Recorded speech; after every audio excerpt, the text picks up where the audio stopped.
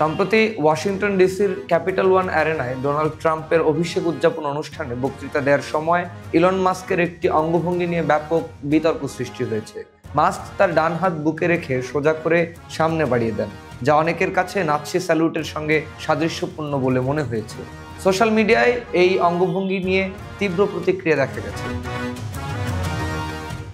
New York ইউনিভার্সিটির ইতিহাসের অধ্যাপক রুথ বেন গিয়াত এই অঙ্গভঙ্গিকে নাৎসি স্যালুট এবং খুবই আক্রমণাত্মক বলে উল্লেখ করেছেন।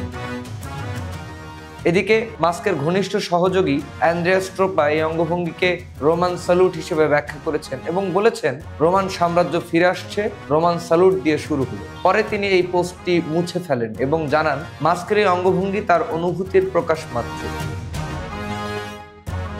কিছু সংগঠন মাস্কের পক্ষে কথা বলেছে।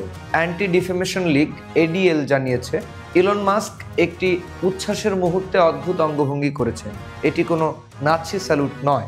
ইলন মাস্ক এই সমালোচনার জবাবে সোশ্যাল মিডিয়ায় লিখেছেন, সত্যি বলতে তাদের আরও ভালো কৌশল প্রয়োজন, সবাই হিটলার, এই আক্রমণটি খুবই ক্লান্তিকর।